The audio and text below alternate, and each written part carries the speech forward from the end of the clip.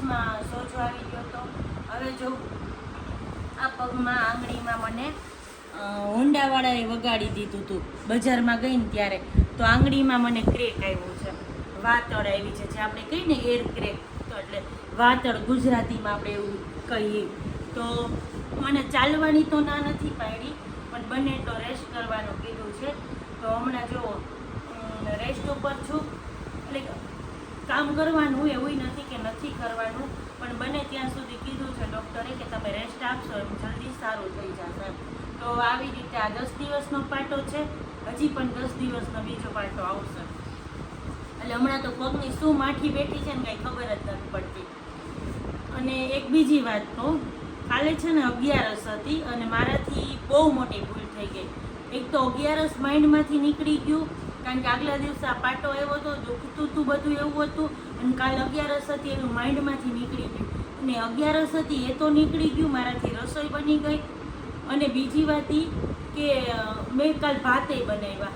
હું કોઈ દિવસ ભાત બનાવતી નથી, એટલે કોઈ વાર ભૂલચૂક આપણે એવું થઈ જાય, પણ કાલ મારાથી આવડી મોટી ભૂલ થઈ ગઈ કે 11ના મારે રસોઈ બની ગઈ પ્લસ ભાત બન્યા.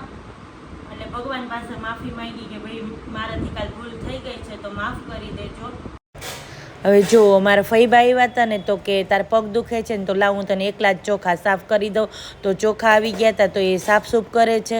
અને હવે જો હું બેઠા બેઠા થાય એ બધા જ કામ કરી નાખું છું. તો સરગવો આજે સુધારવાનો હતો, એટલે કે સૂપ બનાવવા માટે.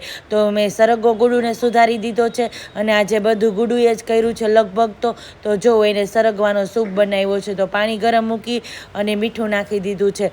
હવે સરગવો સરસ ધોઈ લીધો છે, અને આજ બધાએ હેવી નાસ્તો કર્યો હતો ને, એટલે કોઈને બપોરે જમવું જ નહોતું, એટલે બધાને સરગવાનો સૂપ જ પીવો હતો, અને બધા માટે એ જ બનાવ્યું છે. અને સરગવાનો સૂપ આમ પણ હેલ્ધી ખરો, અને આમ બોન માટે એટલે કે હાડકા માટે તો બહુ જ સારો. એટલે સરગવો બધો બાફવા મૂકી દીધો છે, અને અંદર ટમેટું નાખી દીધું છે, 2 ટમેટા નાખ્યા છે.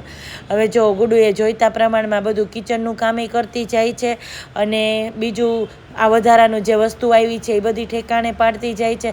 અને ઘરમાં હવે શું કાંઈ બી કામ તો ચાલતું જ હોય, પણ બેઠા બેઠાનું કામ પણ હું કર્યા જ રાખું. અને હવે જો બધી વસ્તુ ઠેકાણે પડી ગઈ છે, ત્યાં સરગવો બફાઈ ગયો. સરગવો સરસ એકદમ એકરસ થઈ ગયો હતો, અને સરગવામાં પછી બ્લેન્ડર મારી દીધું છે. અને જો આ છાલ ટમેટાની હોય ને એ કાઢી નાખી છે ઉપરથી, અને ટમેટું 2 ટમેટા નાખ્યા હતા. અને આમાં એકદમ આમ ઘૂંટાઈ જાય ને એટલું બ્લેન્ડર મારી દેવાનું છે, કારણ કે સરગવો એકદમ બફાઈ તો ગયો જ તો, એટલે ઇઝીલી બ્લેન્ડર પણ લાગી જશે. હવે જો એકદમ ગાળી લીધું છે. આમ તો સરગવા સાથે હું દર વખતે થોડી દૂધી પણ નાખું છું, પણ આજે દૂધી ઘરમાં હતી નહીં, અને સરગવો પણ જાજો જ હતો, તો મેં ખાલી સરગવાનો જ સૂપનું ગુડુને કીધું. હવે એમાં થોડુંક બ્લેક પેપર નાખ્યું છે, મરી પાવડર, અને લીંબુનો રસ નાખ્યો છે. મારે દવા પીવાની હતી ને, એટલે મેં તો પહેલાં જ સૂપ લઈ લીધો ગરમ ગરમ, અને ગુડુએ પછી વારાફરતી બધાને સર્વ કરી દીધો ને, અને બધા જો સૂપ પીવે છે. અને આ સૂપથી બધા કહે છે કે બેકના ને જે પ્રોબ્લેમ હોય ને હાડકાના ને, થોડું વહેલું કવર થઈ જાય એમ. અને જો બધાએ સૂપ પીધો છે. હવે અહીંયા ચોખાને એવું થઈ ગયું છે. હવે બા અને ફઈબા બે જીરું સાફ કરવા બેસી ગયા છે. જો જીરું પણ હતું, તો કે લાવો અમે સાથોસાથ એ પણ સાફ કરી દઈએ. એટલે જીરું પણ સાફ થઈ ગયું છે. સાંજની રસોઈનો ટાઈમ થઈ ગયો, ખીચડી ધોઈ નાખી છે. જો અહીંયા કોબીજ પણ પડ્યું છે, અને ટમેટાં પણ હતા. તો બેમાંથી કયું શાક બનાવવું એ વિચાર કરતાં કરતાં અંતે છે ને ટમેટાનું શાક ચોઈસ કર્યું બધાએ, અને સેવ ટમેટાનું શાક કર્યું. અહીંયા ખીચડી પણ મુકાઈ ગઈ છે. ફઈબાએ જો અહીંયા શાકનો વઘાર પણ કરી લીધો છે.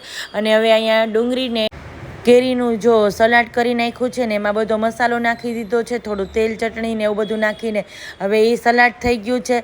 બધી રસોઈ થઈ ગઈ છે.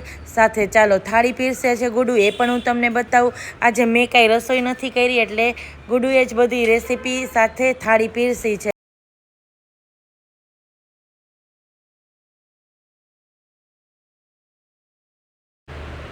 થાળીમાં જો સેવ ટમેટાનું શાક લઈ લીધું છે, સાથે ગરમા ગરમ ખીચડી છે, ભાખરી છે, સાથે આપણે ડુંગળીનું સલાડ કર્યું એ છે.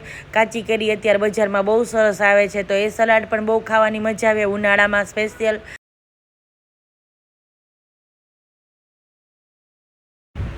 સાથે શેકેલ મરચું પણ છે અને પાપડ છે અને આપણા બધાની પ્યારી છાશ તો ખરી જ. તો આવી હતી આજની ડિનર થાળી અને આજનો દિવસ આવો હતો.